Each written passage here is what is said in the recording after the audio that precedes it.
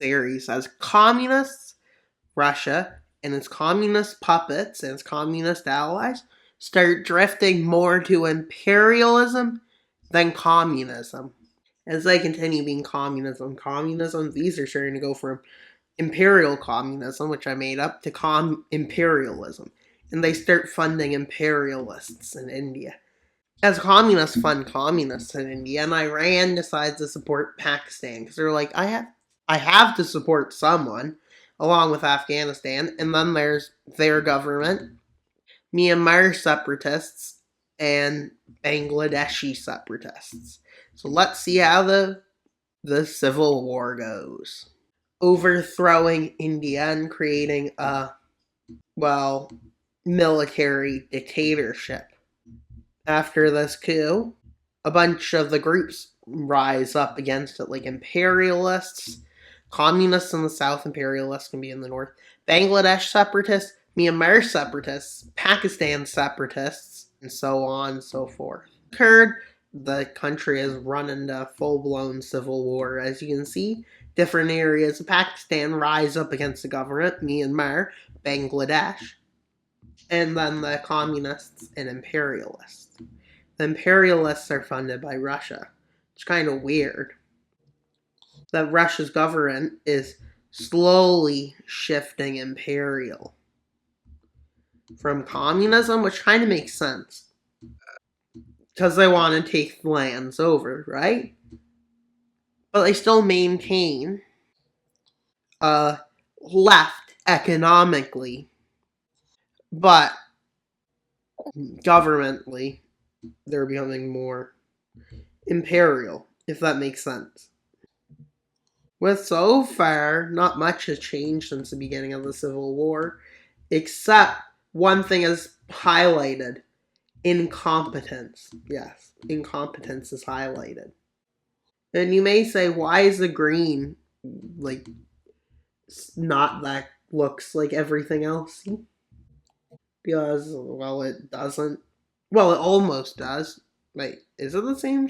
I think it's two different, but not very different.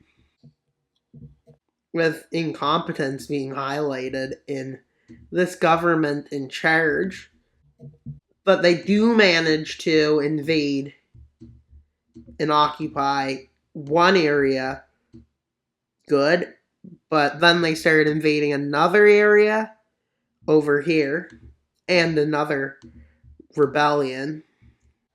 Both of these offensives, their forces get kicked out of. That's not a good look. I hate to say. It's not really looking good for the, well, far-right fascist government, yeah? A military dictatorship due to them being due to multiple reasons. But they managed to take some land. With the Pakistan rebels, this is actually the same. I'm pretty sure they're a bit different. Not different at all. Kind of different. Which, this isn't good. But one thing is, for certain, this is good for communism.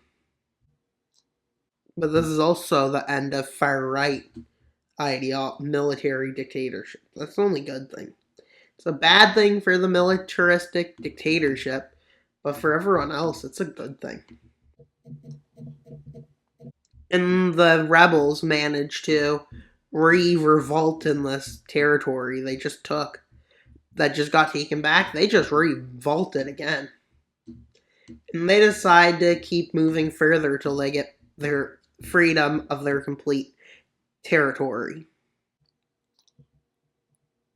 Well, then some Bangladesh does the exact same thing, as they eventually, a big chunk of India is forced down by Bangladesh's forces. But Bangladesh does invade the other spot, but all that really happens, that isn't good, is they move in, and they're just stopped. But one front over here moves up, like that and quickly takes the capital, meaning that the militaristic dictatorship is about to crumble, which is a good thing, honestly. Probably for now. But as we know, they'll be like, hey, the communists are much better. We like them. But then they'll learn that they were no better than the oppressors and they just go to do the same thing again. Oh, wait. That's That seems like the Russian Revolution. And this isn't the Russian Revolution. Or I don't think it is. It could be, I mean. But they turn out to be the same person at the end. With India going to go communist at this point. I mean, it makes sense I made a series about communism. I'm always speaking communism. Not like I like communism, I don't. Well, communism, the idea is great. Communism in this world, not really. Depends on who's in charge. Like, if I made a communist nation, it'd probably be great. But the good news is, I'm not a communist dictator. That is a good thing, probably.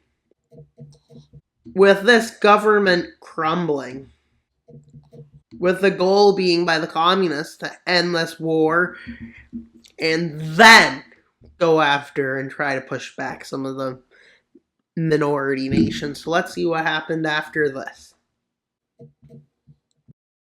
By the imperialists, as they decide to go after the minorities.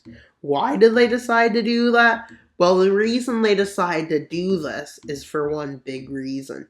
They think they can take everyone off, and they think that their soldiers can.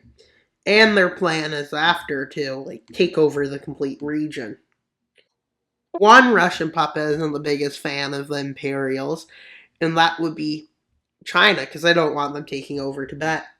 With this one quickly running over Bangladesh and starting to move into Myanmar. And they kind of get embarrassed in here as Myanmar starts pushing them back.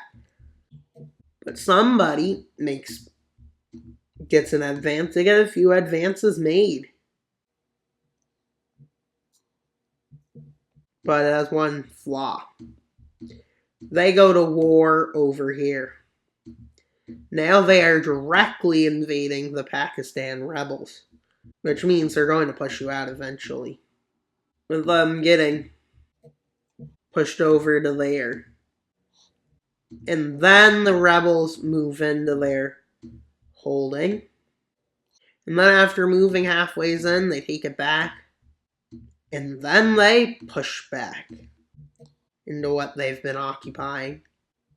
Which isn't much, but it's enough. Well, the thing is with this is that right now, the winner is going to be this nation. But guess what? Something changes. At this point, they have the advantage, but that changes. With Bangladesh revolting. And at that time, the communists send forces so they can't get off those borders. But they're probably going to be too late by the time they get stuff there. And during this, they get pushed right back to their border. And not only that, but somebody else decides to start an invasion of the lands. If Pakistan started to move even further in, the communists don't like this. And they never will. With Pakistan declaring Greater Pakistan. With the communists moving to there. And while this was happening, before they could get forces to, take over, they started sending forces. But this was a big mistake, as it allowed many attacks against them. Such as this one by the Myanmar's forces, pushing them out of what Myanmar had occupied. With Myanmar getting to here, with Pakistan going for an invasion in further in against India, as they get to a lot. But they decide to chill. With Everai occupied land, Everai's occupying lands now. So yeah. And well, what you have, you occupy at this point. And well, this area falls as the rest of the subcontinent decides to fall. Why? I don't know. With India quickly attacking them, and they had really no way of holding back as the Indian forces came so fast. But they had two choices: surrender or lose sovereignty. With Myanmar and Bangladesh declaring the greater ones of them. Let's see what it looks like when all the states take their lands and declare their independence. Being liberated from oppression. Now they start their first war with a neighbor. That's new, because they're trying to retake their land. And while to do this, what they do is they quickly started invading. And you can see this. And this one's the first one they invade. And the first invasion they do is a complete and utter success. Why was it so successful? Well, because they weren't expecting it. Now they go on to the next one. And they're probably going to collapse it. Or at least they go in saying, we're going to win this in a matter of months. Which what they say looks very true and promising as they're marching in with Pakistan's forces completely disoriented. But at this point, they push back. I mean push back. Right to their original borders. India doesn't like this, how they're gone to their, well, original declared borders. By declared, I mean what their state would look like. The lands they're occupying is lands India believes that even if they do get independence, they shouldn't get. That's what they should look like, independent according to India. As Pakistan has a really good effort. And well, they surprise the communists as they do a cross-border attack, managing to take the capital. And well, let's see what happens when they fix the borders there. Forming the imperialist, no, not Arab, imperialist Muslim, yeah. Imperial, wait, Islamic Imperial Islamic State of Pakistan. Yeah, that sounds like it. In their war with the country of Myanmar, which they go after now, goes fairly well. But they do face a pushback. But then they push them back. And they agree to give Myanmar independence, as they realize they're probably not going to take the full country over. And well, they're not able. This state leaves. And with India now requesting to join the Commune League, and they accept them as a full nation. And while they still have democracy there again, but the democracies are willing to work with them to take out the whatever autocracies, I guess. With this happening, and the Chinese puppet gives an ultimatum saying, we will launch an independence war and take some of your lands unless you let us become a nation, which they do. Japan wants that status too. Not yet, they're told. As they declare, there are puppets here and puppets there and puppets there. These puppets don't request it yet, nor does that, but the Japanese puppet is. And while communism occurs in Hungary and they join Germany's pact, as they believe that's the best way they can gain land. And they mean in Romania. And while Britain's trying to instill freedomness in countries, with South Africa deciding to join to help them, and the USA is starting to think of doing it. They decide not to for now.